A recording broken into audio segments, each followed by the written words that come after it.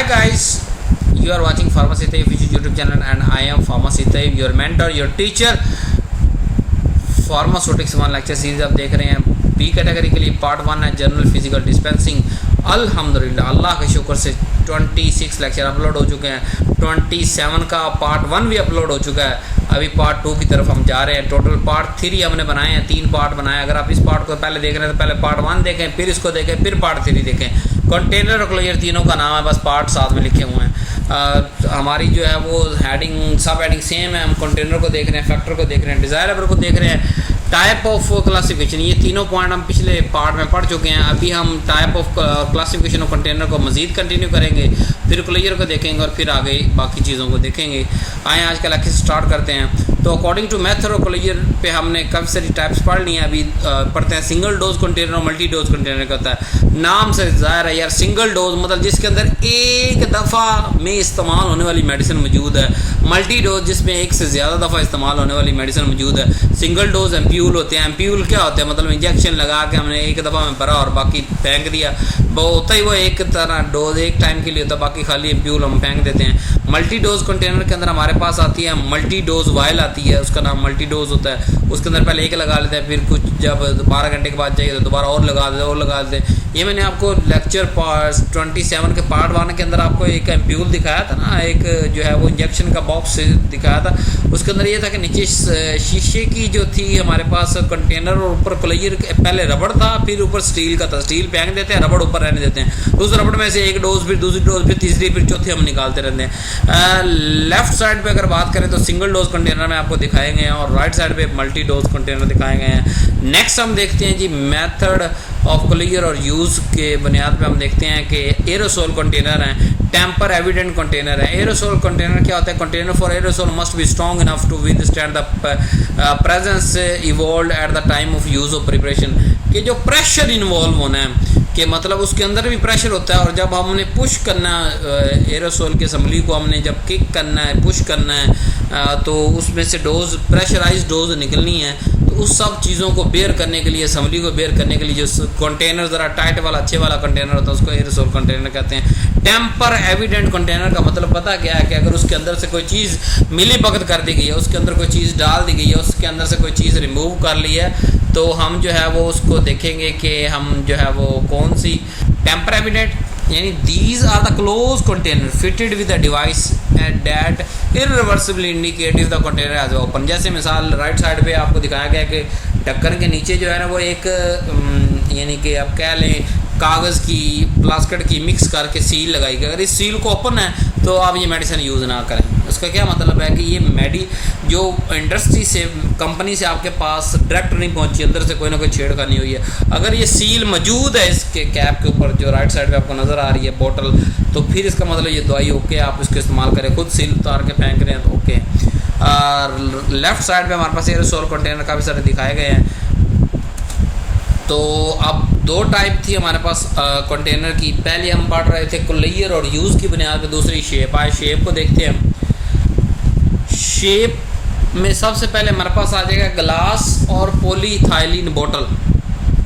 इसकी जो है इसके अंदर ग्लास और पॉलीथाइलिन बोतल के अंदर शेप की बुनियाद पे हम कहेंगे नैरो माउथ, तंग मुंह वाली बोतल जो होती है।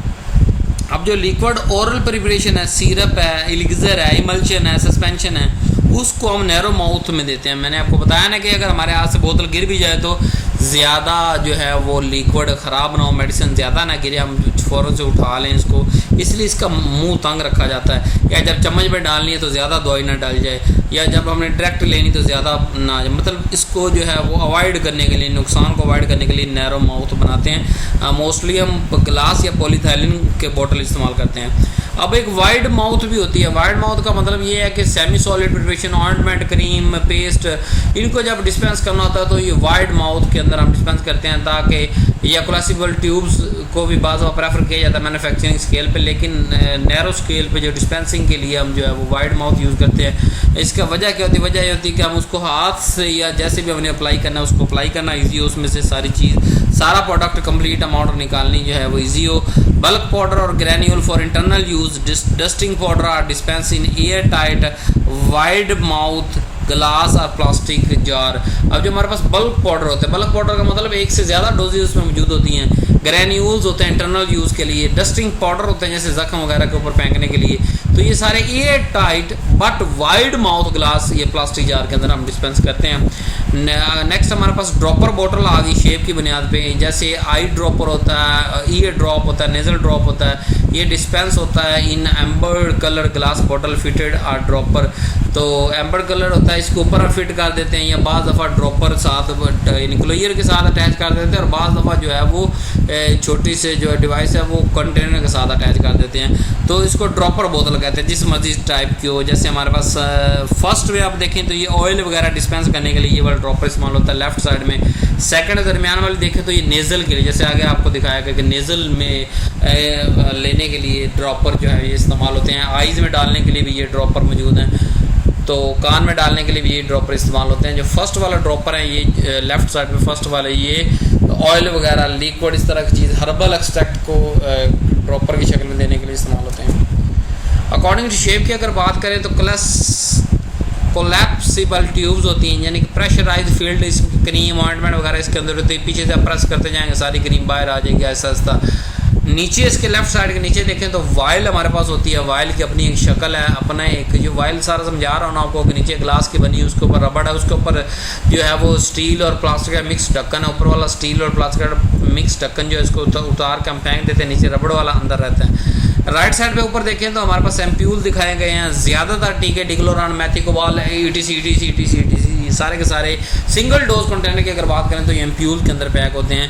और लास्ट में राइट साइड के नीचे देखें तो पॉलीथाइलिन पॉकेट्स है फॉर इंट्रावेनस फ्लूइड। इसके अंदर मतलब डेक्सट्रोज होगा, NaCl होगा, यानी IV फ्लूइड के तौर पे इसके अंदर 1 लीटर, हाफ लीटर, 100 ml भी 3 ही ज़्यादा वॉल्यूम होते हैं। 100 ml होगा, लीटर होगा, और जो है वो हमारे पास 500 ml हाफ लीटर मौजूद होगा।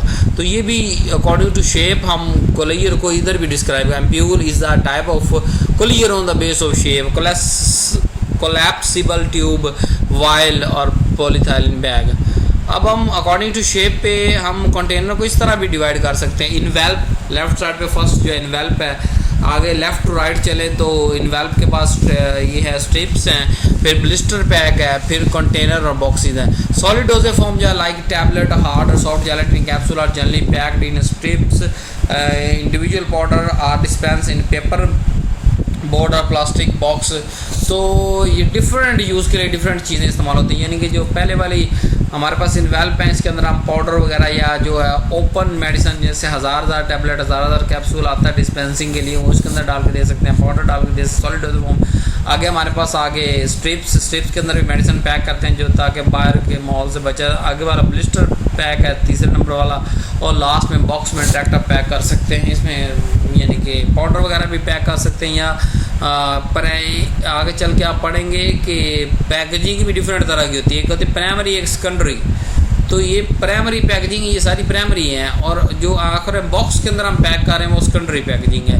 लेकिन इसको भी हम यहाँ एज ए शेप के अंदर छोटा सा टॉपिक पढ़ रहे हैं, कॉटन और बॉक्स के तौर पे, ये भी एक पैकेजिंग है। यहाँ पे हमारा पार्ट 2 ख़त्म हो गया, लेकिन लेक्चर 27 कंटिन्यू है। आप पार्ट 3 देखें ताकि आपका जो नॉलेज कंप्लीट हो सके। Do not forget to subscribe my channel, press bell icon to get more latest videos, share with our student family, pharmacy technician. Thanks for watching. अल्लाह हाफिज़।